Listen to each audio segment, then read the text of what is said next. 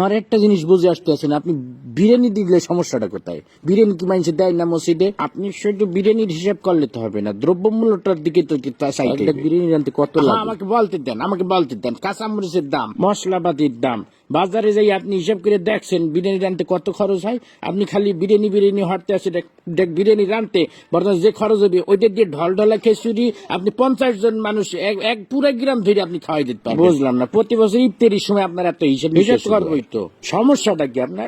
আপনি খালি খাওয়ার হিসাবটাই বুঝলেন, আপনি দ্রব্যমূল্যের হিসাবটা বুঝবেন না। আপনি কি মনে হচ্ছেন আমি কি বহুত টাকার মালিক হয়ে গেছি? হ্যাঁ, এখন যত কামাই তত খরচ। এই যে আপনার মসজিদে প্রতি মাসে ইমাম সাহেবের বেতন না দিলে ইমাম সাহেব চলবে কেন? থামেন, আমার কথা বলতে দেন। আবার এই যে রমজান মাস আইছে, তারাবি পড়াবে, হাদিয়া দিতে হইবে না? আমার খরচ কি কম?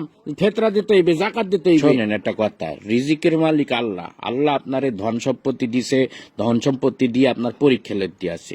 এই টাকা পয়সা যখন তখন আল্লাহ লইয়ে যেতে পারে। আপনি এই টাকা পয়সা আপনার জানের সৎকা করবেন, ফেতরা দিবেন। মুসলমান হিসেবে এটা আমাদের সকলের দায়িত্ব।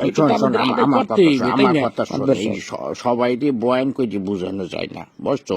যে তুই কোরআন বুঝাইতে খাওয়াইলেও বুঝবে না। একটা কথা সবসময় মনে রাখবি, যে মানুষটা জায়গা রয়েছে তাকে কিন্তু ঘুমেতে উঠানো যায় না। এই যে আমি বিরিয়ানি দিতে পারবো না, আমি ডলডলা খেচেটি দেবো, বিরিয়ানি দিলে আমার সমস্যা, এই যে এত সময় ধরে বুঝাইতে আসো, একটা কথা কি ওর কানে গেছে?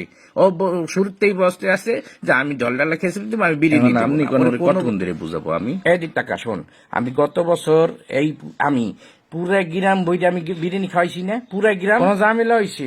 আমি শুধু আমাদের মসজিদ না, আমি ভাগ করে দিছি।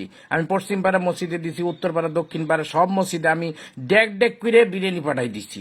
কোনো সমস্যা হয় নাই, শর্টও পরে নাই, সবাই তৃপ্তি সহকারে খাইছে। আমার মনে হয় আমার মতো সভাপতি এই মসজিদে ইতিপূর্বে আর আইসি কিনা আমার জানা নাই।